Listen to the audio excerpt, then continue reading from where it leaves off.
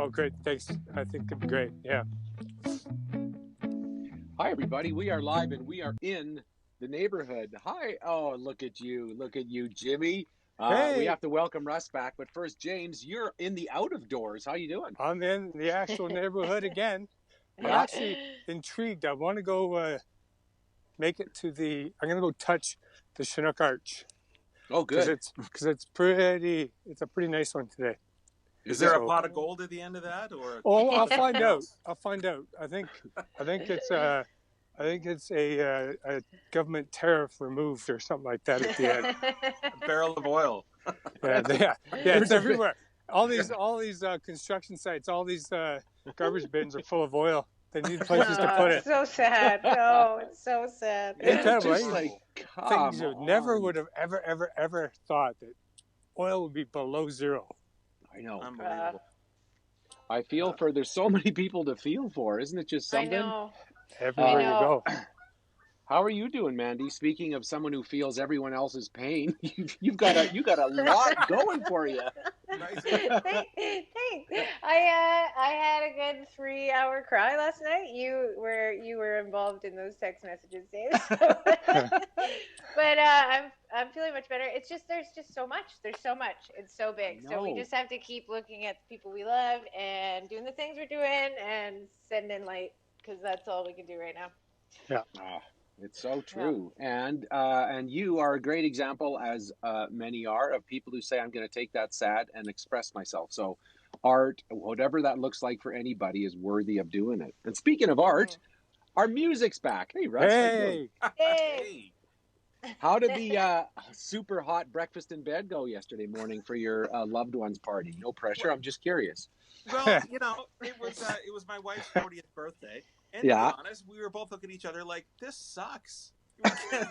Because we can't do anything. And we actually had plans to be in Europe at this time to celebrate it. So, we tried to balance the disappointment. And I'll be honest, it was disappointing. And we were both found it kind of frustrating that it was really limited what we could actually do. But, we tried to make the best of it. We had the most ridiculous Korean food from a place called Korean Village on 10th Avenue.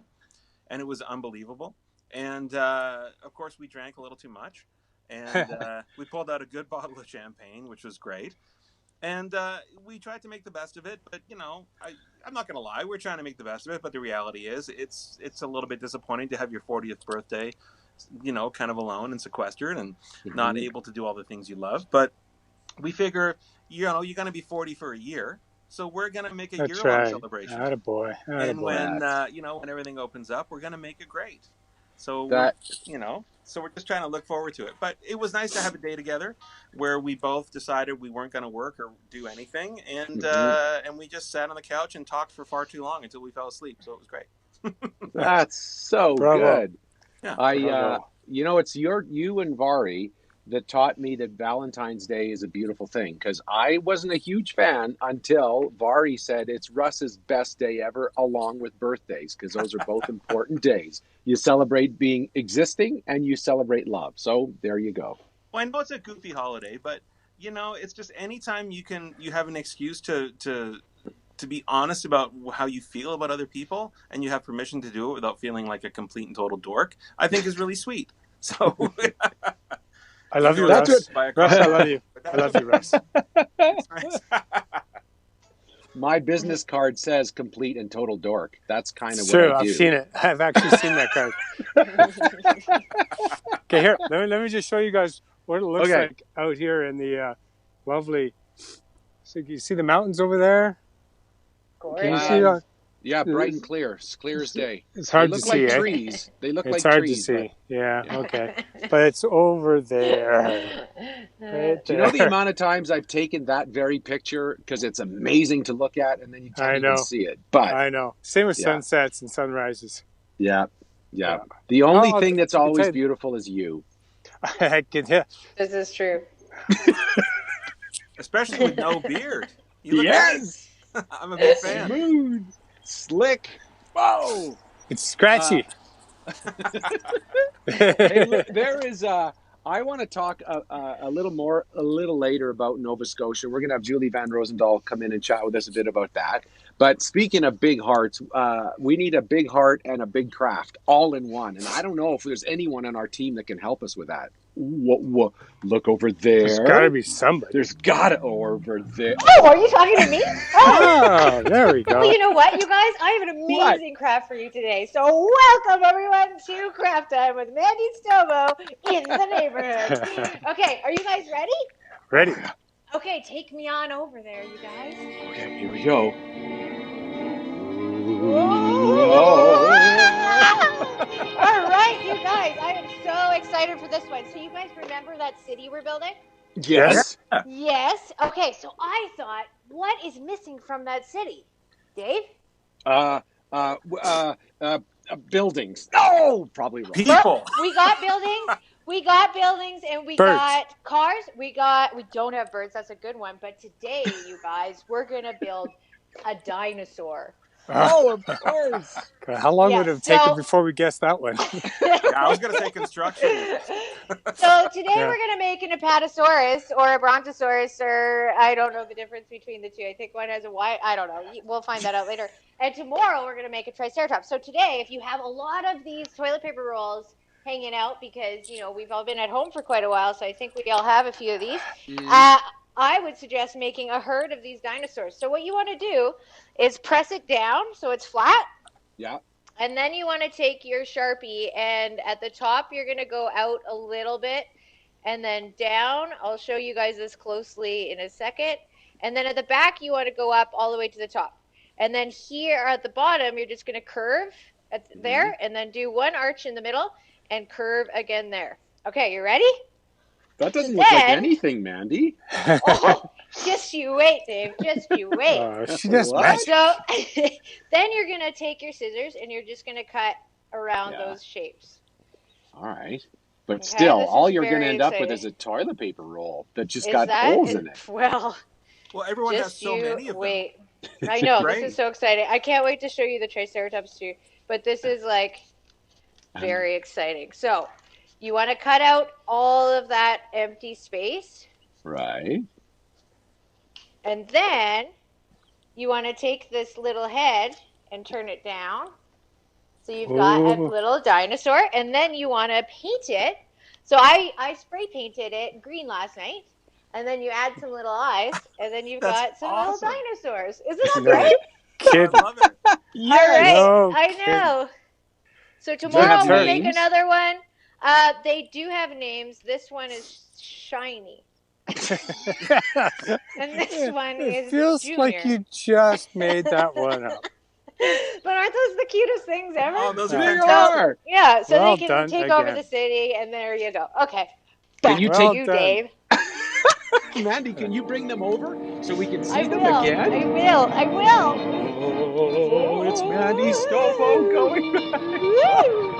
Like, look at that little guy. Look at him. Yeah, everyone Shiny. say hi, Shiny. Yeah. Hi, All Shiny. right. Hi, Shiny. Isn't it I great? It's pretty cute. And it's so easy, so you can do it with kids of all ages. It's great. How many months? Does that one occupy a kid for? Well, I would suggest do research first on how many are in the herd. I think there's probably like 200 or something in a Apatosaurus herd, and then get them to make that many. This is a mother who is thinking. That's a lot of toilet paper. Mm-hmm. And if you have cats or dogs that can pull all the toilet paper off the rolls, better still, because then you'll have more to work with. Yeah, just lock all the kids and animals in a bathroom with all the toilet paper rolls. Do you, but what for all the folks out there who also just like to color, Mandy, what have you got for us for that? Well, today I have an image that I created for just condolences and light and love for Nova Scotia. So I thought I would make that image a coloring image for everyone. So everyone out there, you can color your own, and then we can share it with all of the lovely Nova Scotia, Nova Scotians that are suffering, and everyone around Canada. That's really sweet. So I want to see your little love letters, you guys. It would be great. Yeah. We really beautiful. That is going to be our job. That's so great, and that could be a shirt right there, Mandy. Yeah. Thank you. Yeah, absolutely. I mean, I'd put sleeves in it, but I think it could be a shirt right there. we're going to talk lots more about that, but we also have a helper and hero that, Mandy, I know you're getting a lot of requests to do. So you done it. Tell us a bit about who you worked on today. Well, this is such a feel-good story. I think we all need to really highlight the feel-good stories right now. So this, I'm sure everyone has read about this beautiful man who set out to fundraise £1,000. And Dave, did you pull up the exact number that he actually raised? $15.6 million. Million pounds, isn't it? So it's at crazy. 12.5 million pounds. Okay. Yeah. So here he is. Isn't he the sweetest man in the world? So I've been trying to connect with him overseas, and he is apparently more popular than the Queen right now. So it's very he's just such a special sweetheart man. And he did this by walking around his garden in his yard because he's 100 years old, a veteran, a beautiful heart. And so Captain Tom Moore, you are our hero of the day. Thank you for inspiring so many. All of his money went to the healthcare system out there. So like he's just a special man. Isn't that great? And look at him. Look at his little swagger and his little wave. Oh my gosh. That we could all be like that, huh? When we're 99 or 100 or 100 or when we're 50, that we could be like that. Yeah, so that's after amazing. This, Dave, I think Dave's going to walk in his garden for the next 24 hours in a loop, yeah? Yeah. If you want to donate to that, just slide into Dave's DMs. Just let me know. Especially, I'm going to leave my boot, go to the garden in my trolley, and see if the lorry works while I'm there. So we'll get all of that done. I used to think everybody in England gardened. And like, man, everyone has a garden here, but that's just their backyard. There's no garden. That's awesome. Well, he's such an inspiring guy. I think of people like him. I think of my dad that way too. Like just these people that say, I'm just going to keep going. I don't know what everyone else is doing, but I'm just going to keep going. It's so great. Yeah. How old's your dad now, Dave? He's 204. Wow. That is so impressive. So an honest man he is, right? Yeah. Yeah. His son's a real son of a gun. Dad is going to be 87 this year. Yeah. He's a boy. Yeah. But you know what my dad will have no idea for? He doesn't know the internet exists, let alone if it's funny or not. I know. Jim, do you have anything 200 amusing? Years ago. Can you imagine what the internet looked like 200 years ago when he was first born? My gosh. It is funny.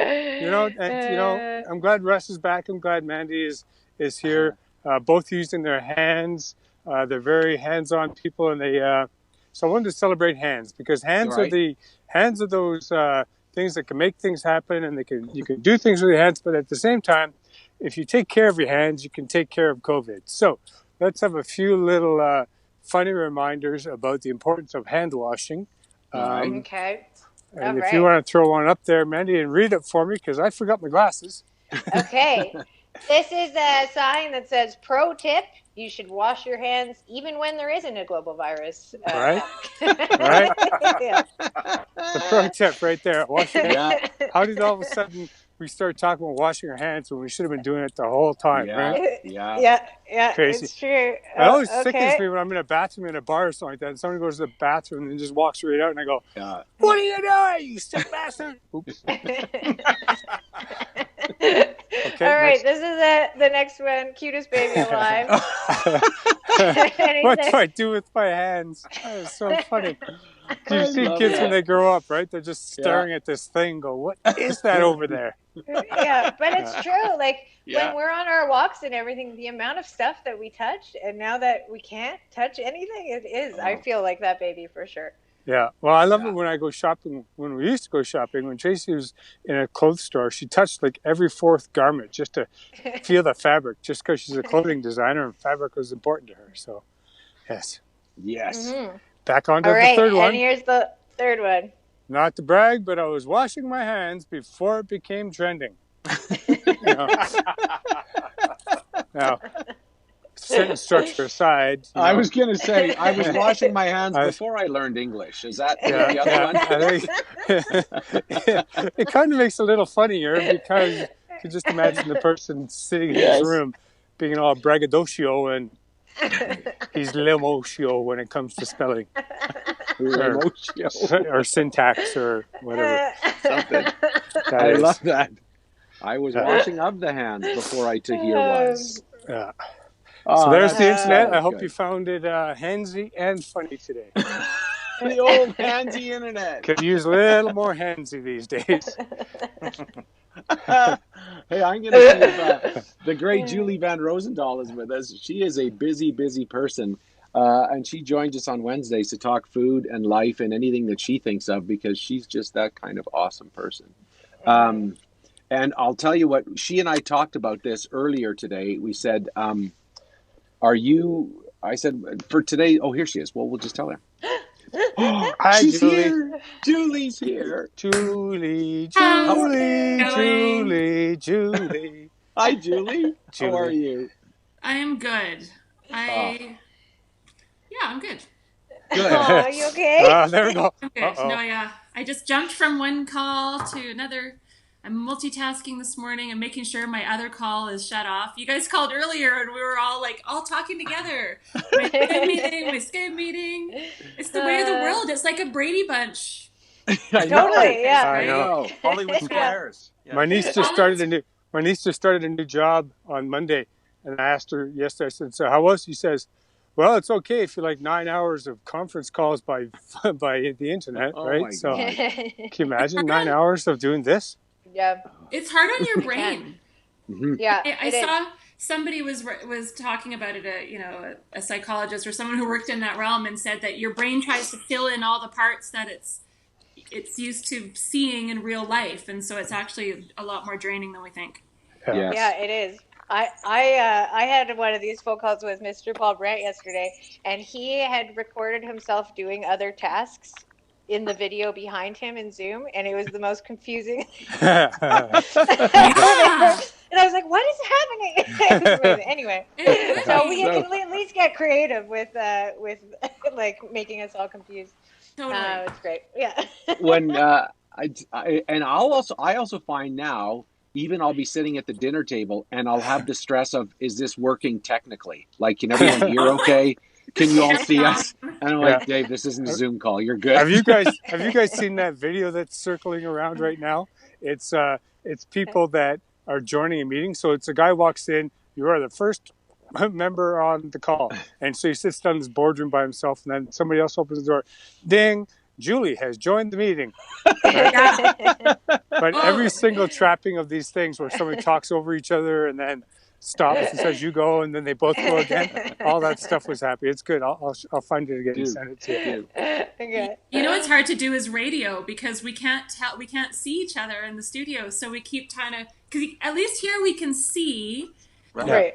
But you know what I did last week? I had a meeting with a bunch of people at the city. It's been fantastic, and I kept talking about, I spoke to, Christine, and she said this, blah, blah, blah, and then I noticed she was on the call. I haven't seen you in real life. And she says, "That's not how I remember the call." Yeah, she was like, "I didn't say that." No, fortunately, I got all those details right. It would have been awkward, but yeah, oi. Well, now, Julie, we were talking, and Mandy and I were texting last night, as Julie and I were texting last night, both of us talking about the situation in Nova Scotia and the heartbreak there. And I was talking to a neighbor across who's from Nova Scotia, and she was saying that this is so unnatural for people from Nova Scotia because it's unnatural for anybody to go through this sort of horrible tragedy, but for them especially, this is when you go visit people. This is when you bring food to someone's house. This is when you get together in the kitchen and grieve and talk, and they can't, and it's so hard. So I was asking Julie about food is such a big piece of that. Is there anything we could do? And you had some thoughts, Julie. I always have thoughts about food and its ability to comfort and nurture and support. And I mean, it's something that we all can do to show show that we care, show our love, show like that's what you do. You bring a casserole, you bring some cookies, you bake. And that's why we've been seeing so much baking through all this. It's such a comfort, and you bake for other people. And it is so hard to not be able to feed each other in that like very basic way. So yeah, we were talking about it, and I thought I went and made a batch of oat cakes because that's a very Nova Scotia thing.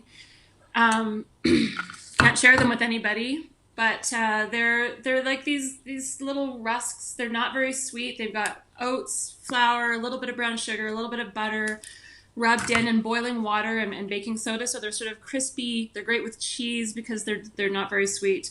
And Nova Scotia has been so on my mind, and I feel like I want to talk about it, but I don't even know what to say. Like it's just so awful. So what do? You bake. Yeah. I also, can I tell you another along that same vein? Yeah. Talking to my friend Jen Alford, who I know you guys know. Yay, Jen. Yes. Big fan. Who's just such a fantastic human. She's a journalist here in Calgary. And about, I don't know, maybe a year ago we were talking, and she was talking about how she lost her mom when she was really young. I believe she was in her 20s. And her mom used to make this mac and cheese using canned tomato soup in the mac and cheese, and she mailed her a mac and cheese to university. And when she was like 20, when Jen was like 20, her mom mailed she told me her this story. mac and cheese. And were you there? She told me on one of our walks. Yeah. And I think of it all the time. And so I actually went out and bought a can of tomato soup before all this happened. And every time I make mac and cheese, I think I got to make Jen Alford's mom's mac and cheese. So this morning I've been making it, and it's just I got shells because that's what I have, and a can of the tomato soup, and a little bit of I just free pour the cream and cheese, whatever cheese ends, cheddar cheese, good whatever, and you melt like stovetop mac and cheese is the easiest thing, but the tomato, like it's a little bit sweet. So I'm going to bring some of this to Jen's house and just leave it on her doorstep today. Because it's so great. It's just those little things are so like it's the nostalgia, the love, the connection. I don't know. It just we need to grab onto those things right now, and whether we can actually physically feed each other, even just cooking it for ourselves and sharing in that way, can help. Yeah. I was, and every one of us have friends from Nova Scotia. And I remember on breakfast television, whenever the band was from Nova Scotia, you always knew, like every other band, they'd be, it's so early, or, I don't want to do this, or, sound check. Nova Scotia band, any of the East Coast music groups that would show up are like, how are you doing? This is great. What do you want to play? And they'd just be like, it's 5 in the morning. It's because it's 7 hours later on the East Coast. It's already lunchtime there. Well, and some of them, I'm sure they'd be like, Dave, we haven't stopped drinking. We're just going. Right? They're just like right in. I like how you start sliding an accent in there. I know. Yeah, me too. I know you slip into it, right? But even in the it's funny music, you go. Sorry. No. I said to Ben, and you're right, like music and just like community and friendliness and like a willingness to help. I associate all those things with the East Coast. And when I was texting with Jen yesterday, I said, you're from out east, aren't you? And she's like, no, I'm from Edmonton. But her son was going to Dalhousie. And I said, maybe it's just because you're good people. I just assumed I associate you. So she explained to her ex-husband, that's where he's passed away, but that's where he's from. So is that right? Yeah, he's an East Coaster. Yeah. There's so many connections to the East Coast, and it's such a beautiful part of the country. I haven't spent as much time there as on the West Coast just because of where we are, and I don't have family that far east. But I was out there a couple of years ago, and it's just so beautiful. It's amazing. Favorite part, for sure. Mandy Stobo, tell me about your painting again. We got to see it with color. That you colored it. When you color something, what are you thinking of? Because I feel it's such a beautiful painting. I won't be able to color mine that well. Oh, I think you can. I don't know. I get kind of lost in just the feeling of it. I just didn't know what to do last night. As you know, I was kind of going through some. It's just so big, and it's just Yeah. so much pain for so many people, and so I just wanted to honor them. So I kind of just picked my favorite colors. That's as you then, should. and then go for it. So I'll show you it again. There. Like, isn't that beautiful? Yeah, Dave, there's no way you could do that. No, you're right. Just like that green. Like, how does that green, you know, like... I love you You're guys. a genius. Okay, I have a question for the parents of the group. Because my kids aren't at school, they don't really know the story. So do I bring it up or not? And I kind of don't want to because they don't know it. They have no reason to know it. So I haven't brought it up. But and even talking about it now, I'm thinking if there are kids watching, anyway, it's a weird thing that this is the first tragedy that the kids don't know anything about because they're not at school where their friends are talking about it. Which is really great. I think they are going through so much and they don't have the tools that we all have. We don't even have the tools of how to experience any of this. So I think in this case, shelter is best. Hug them tighter and more, and just I agree. Have hope. I 100% agree. There's no need. It's just a senseless, barbaric thing to have happened, and there's no sense bringing any more of that into their already COVID scary, confusing lives. Right. Yeah. Right. Especially the way it happened. It's just, I mean, it's hard for anybody to wrap their mind around, and for kids, there's just no way to explain it. There's no, and you don't want to foster mistrust. You don't want them to develop a fear of the police or RCMP officers or anyone who's trying to do good. Like that's sort of the added horrifying layer to all this. Yeah. So crazy. It's so effort and planning to do something that's just so heinous. It's like you almost don't want to understand what kind of mind can put that much effort into doing something that incredibly destructive. It's one of the and one of my I haven't been starstruck that often. Obviously the Ellen stuff at first can get you a little that way, but the one really starstruck moment I had was when I met John Allen Cameron, which is because my dad was crazy about John Allen Cameron because they knew each other-ish, and he was they call him the godfather of East Coast music. So he was older than Anne Murray and sort of paved the way for all these East Coast musicians to come out. And so when I met him, he's not famous. I mean, he's passed away since, but I remember he walked into Breakfast Television and all I could think of is my dad is going to think I have made the big time because I'm standing here with John Allen Cameron. But he was like everyone there, just warm and funny and interested, like the chefs, Julie, all these folks from the East Coast had managed to bring all of that life to the rest of Canada. So it's amazing. And I just that's the part we all have to think about and recognize is the hearts and souls of these people that are so big and so beautiful and so warm and kind. Yeah. 100%. Yep. Dave, maybe when we're allowed to move places, maybe you can, Kelly Brothers can fly us all out to do a show from there. Okay. Just a thought. I think so. Well, I think WestJet, they won't mind. They're great friends of ours. They'll say, sure, let's just take this whole thing and we'll do that, right? Yeah. I'll have a whole different background as I walk around. Julie, you're coming. Can't you just do like a green screen and put different East Coast backgrounds just stop and talk. Just stop talking like that. Right. Trust Julie to be all practical on it. Julie. What about the vibe, man? I want the vibe. I want the sea salt in my nose. Yeah. And the food, the lobster rolls. Yes. Well, I was speaking with a chef out on PEI, and they've closed access to PEI. I know it's not Nova Scotia, but just East Coast. They just finished out the lobster season, and they can't export the lobsters. They can't get rid of them. So all these lobsters, like it's just there's so many. The domino effect is just things we don't so see, big. But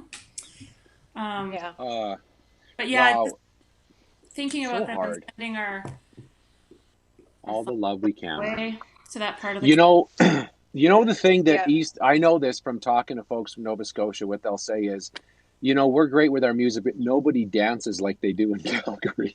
Oh. always wait in anticipation of the segue. Isn't that a wait beautiful second. segue? So, like when they say once Russ hits the music, you won't believe the dance moves that come out of there. So today, our dance is to spread our love to Nova Scotia and all of you Nova Scotians around the world whose hearts are broken a bit here. This isn't going to help at all, but you know, we'll do what we can. Well, no, it'll help because you pricked the exact same time that I'm coming up with a group of like 8 people right now. So Good. I'll be dancing like an idiot in front of 8 people. Yes. I danced like Elaine on Seinfeld. Yeah. Perfect. Let's do it. Julie, you're so Yay, I amazing. feel good already. What do you got for us, Russ? Here it comes. I love you, Julie. I love you, Julie. Thank you. Love you too, guys.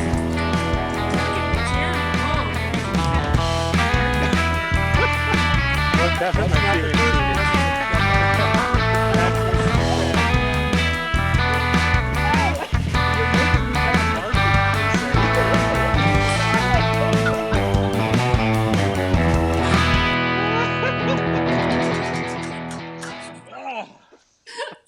Thank you all. You guys are so much fun. I'm so glad that you're here every day. You know? I love you. Thanks for joining us every week. Yes.